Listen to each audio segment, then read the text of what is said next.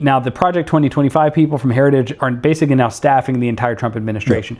But the head of Heritage came out in support of Fuentes and Carlson. I didn't see that. He came out in support of them. After the interview. Jesus Christ. And there has been a little bit of pushback from staffers. So he came out and then like apologized a little bit and like pushed back a little bit. But, you know, it's interesting because just like there are factions on the left, there are factions on the right that are competing for power. Now, the difference is, the factions on the left are anti-capitalists. Yeah.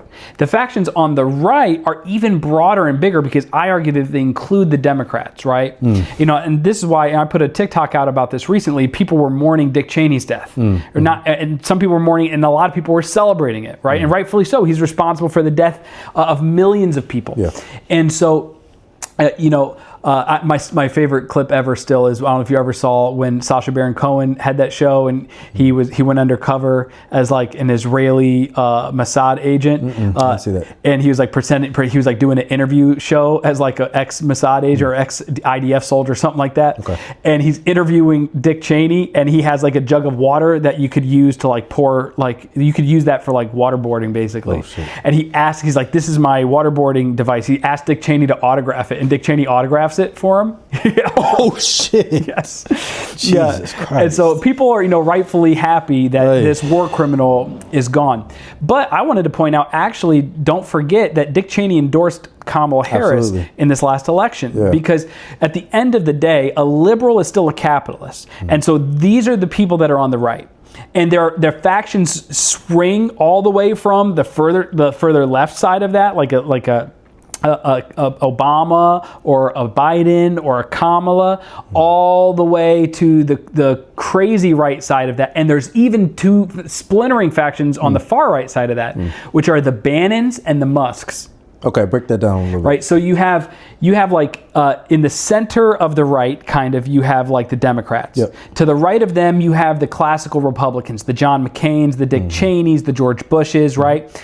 They all kind of work together. They focus on making sure they highlight social issues because that doesn't actually touch the pockets of the billionaire class at all, the people that they serve. Yeah. And Fuentes would call those like Cheney people libs, I think. Right, and they are libs from that perspective in that they're capitalists, right? Because liberalism is capitalism at the end of the day. Okay. And so, you know, but then splintering from that, you have this MAGA movement. And, you know, Chris Hedges has this great article that he put out right before the election last year where he talks about how this is a war between oligarchic capitalism and corporate capitalism. And the corporate capitalists, that is the faction that broadly contains the Republicans and the Democrats. And in that faction, they want to make sure that the system of global capital runs smoothly and efficiently and predictable so that global markets function appropriately and that those people can get rich and wealthy. And there are billionaires that are invested in those systems that have invested in those kinds of politicians. Sure. Then you have the oligarchic class that doesn't make money by building businesses that actually sell and make things. Okay. They're the venture capitalist class, essentially. They make money by breaking businesses. They make money by chaos and confusion and by what you call rentier capitalism. So instead of owning necessarily the means of production, you're not just owning them, you're renting them out. It's more like feudalism. Sure. So like a traditional capitalist want to own the music and then sell you a copy of the music. A rentier capitalist, the oligarchic class, that kind of more wild version, they want to rent you the music on Spotify. You never actually get to buy it and own it yourself. You just are constantly setting up toll booths all around everything you need to survive. Techno-feudalism, right? That's where it's headed. And so on that side of things, you then have the MAGA people, the America First people, but then you have the just us first people, like the Musk, Peter Thiel, Palantir people, that class of people. And here's my distinction there, is the MAGA, America First people, like the Bannon people, the Nick Fuenteses, the Tucker Carlsons, they're actually ideologically driven to where they're primarily driven by, they want to create a white society, for whites, by whites, for white men specifically. They want to put women in their place. They want to establish the patriarchy.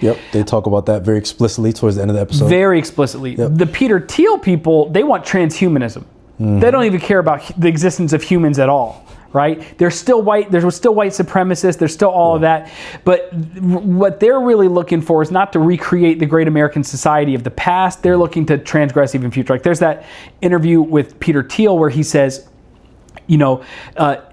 that the problem with trans people isn't that they're going too far, it's that they're not going far enough. We don't just want to exchange genitals, we want to exchange the brain, the mind, the heart, the lungs. We basically want to turn you into robots. And he says we shouldn't just want transsexuality, we should want transhumanism.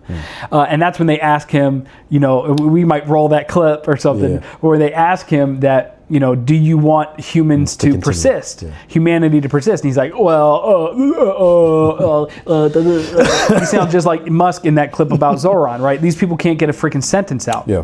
But that's the difference in my mind, is that there are warring factions over there to compete. That's why if you listen to Bannon talk about it, listening to Steve Bannon for anybody like you or me can actually be quite informative, because he openly denigrates those people and talks about how we got to get them out of here. He's aligned with Alex Jones. I'm making connections back to 15 years ago when I was listening to that guy, and he talked about the transhumanist people. He conflated a million different categories because I think he's got schizophrenia or something. Yeah, he's not. But he talked a lot about the transhumanist class and the people that wrote and have been planning to try to live forever and humanity be damned. It's not until recently that I've been, paying attention to what Peter Thiel and Elon Musk and the things that they're actually doing and talking about, and even the push for AI, that this is kind of what's actually, they think at least it's in play in the coming future. And so it is kind of crazy now that we're in a moment where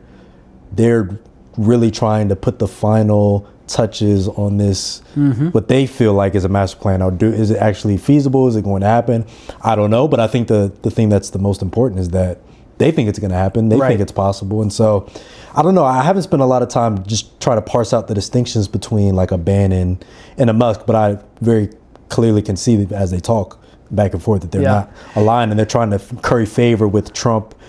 And it's kind of hard. He's such a chaotic bull in a china shop. It's kind of hard to corral him, but it does seem like they both see this moment as an opportunity to further their own agendas. And it's a competition for Trump's favor, because he's the pawn that everyone's trying to use, because he has no ideological bent either way. He's just trying to stay out of jail and make make You know what I mean? I feel like that's basically Trump's main motivation. But that's why like a Bannon will align with like a Fuentes or and a Tucker, by the way. Which I've heard some people say that the right is in trouble because when Trump passes away, they don't really have anybody because Vance can't step in and fill that spot. I really don't think he can.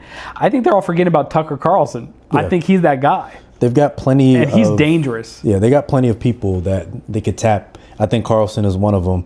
I do think that they're not going to be able to capture the same level of cult following that Trump has, but I don't necessarily think that matters. We're just not going back to business as usual, right? Like at the end of the day, like we're entering a new period of political reality in this nation that it's not going back to the center. It's really not. On the right, it's going for the right. On the left, I'm happy that it's has an opportunity to go for the left. And the only people that could sabotage that ultimately, I think, are the Democratic establishment, who, as we're seeing, is they're kind of losing their grip on the electorate, because we're seeing a lot of people are awakening to the fact that, hey man, whatever y'all been selling us is bullshit. And we're getting desperate enough that we know that this is bullshit, and we're not going to stand for it anymore. Bro, that's